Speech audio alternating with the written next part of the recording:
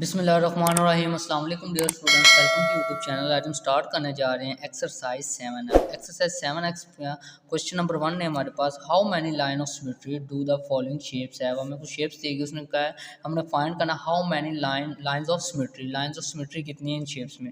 One by one हम बात करेंगे कि शेप में कितनी लाइन ऑफ सिमेट्री, इसमें कितनी, इसमें। तो सबसे पहले हमें पता चला लाइन ऑफ सिमेट्री होती है क्या। लाइन ऑफ सिमेट्री वो लाइन होती है जो किसी शेप को टू इक्वल पार्ट्स में या इक्वल पार्ट्स में डिवाइड कर देती है, और डिवाइड करने के बाद जो फर्स्ट शेप होती है वो सेकंड शेप का क्या बन जाती है, रिफ्लेक्शन बन जाती है। लाइन ऑफ सिमेट्री वो लाइन होती है जो किसी भी शेप को टू इक्वल पार्ट्स में डिवाइड कर देती है, और उसके बाद फर्स्ट शेप सेकंड शेप का क्या बन जाती है, मिरर या रिफ्लेक्शन बन जाती है। तो इसलिए क्वेश्चन नंबर 1 हम सॉल्व करते हैं, तो उसको आप मज़ीद समझेंगे कि हम कैसे फाइंड करते हैं लाइन्स ऑफ सिमेट्रीज की। तो ए पार्ट है हमारे पास, हमें शेप दी गई, हमने इसकी क्या फाइंड करनी, लाइन्स ऑफ सिमेट्री हमने बताना है इसमें कितनी है। अब देखें यहाँ पे अगर मैं स्केल की मदद से इसको टू इक्वल पार्ट्स में, और लाइन ऑफ सिमेट्री हमेशा हम डॉटेड लाइन में शो करते हैं ऐसे।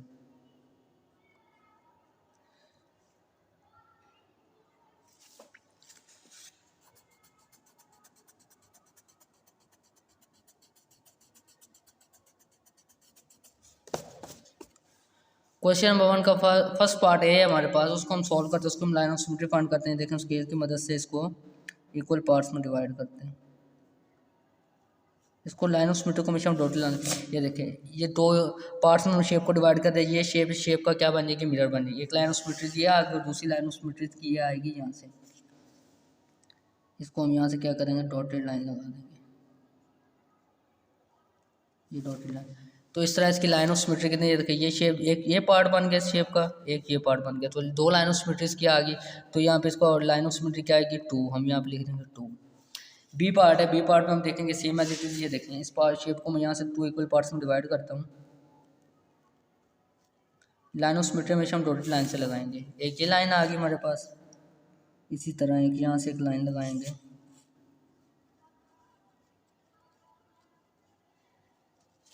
ये एक लाइन आ गई, दो हो गई हमारे पास लाइन।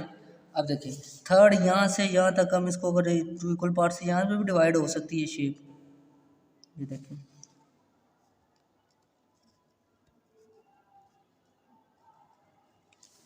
एक 3 होगी लाइन्स, और ये फोर्थ, यहाँ से भी शेप को हम इक्वल पार्ट्स में डिवाइड कर सकते हैं। जब हम इसको देखेंगे तो ये देखें एक ये पार्ट हमारे पास बन गया, सेम है। इसी तरह यहाँ से सेम है, यहाँ से सेम है, यहाँ से, और इसी तरह हम यहाँ पे इसको रख देते हैं तो ये भी देखेंगे ये सेम है। तो इसकी लाइन ऑफ सिमेट्री कितनी आ गई, 1 2 3 एंड 4। तो इसकी लाइन ऑफ सिमेट्री हमारे पास क्या आ गई, कितनी लाइन ऑफ सिमेट्री होंगी इसमें, 4।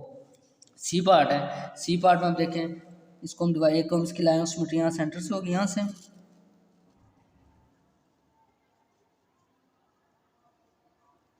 एक, अब काउंट करते जाना, और एक यहाँ से सेंटर से इसकी 2, एक यहाँ से हो जाएगी इसकी ऐसे,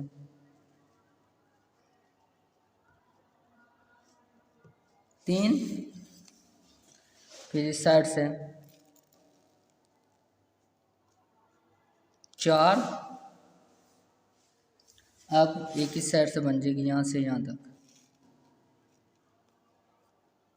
5, और एक यहाँ से यहाँ तक। तो उसकी लाइन ऑफ सिमेट्री कितनी होगी, 6, 1 2 3 4 5 6। कितनी लाइन, एक ये लाइन 1 2 3 4, ये 5 और ये 6। तो इसकी लाइन ऑफ सिमेट्री हमारे पास क्या होगी, 6। नेक्स्ट डी पार्ट है, इसकी लाइन ऑफ सिमेट्री हम फाइंड करते हैं। देखिए इसको एक ही शेप में डिवाइड, एक ही लाइन ऑफ सिमेट्री इसकी होगी यहाँ से।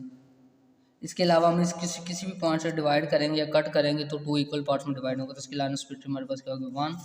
इसी तरह ई पार्ट है हमारे पास, ई पार्ट में अगर हम देखें तो यहाँ से एक लाइन आ रही है, ये लाइन ऑफ सिमेट्री को हमेशा अपने डॉटेड लाइन से शो करना है। तो इसकी भी लाइन ऑफ सिमेट्री हमारे पास क्या आ गई, 1। लास्ट पार्ट है एफ, इसमें देखें तो इसमें ये एक सेंटर से ये एक पॉइंट आ रहा है।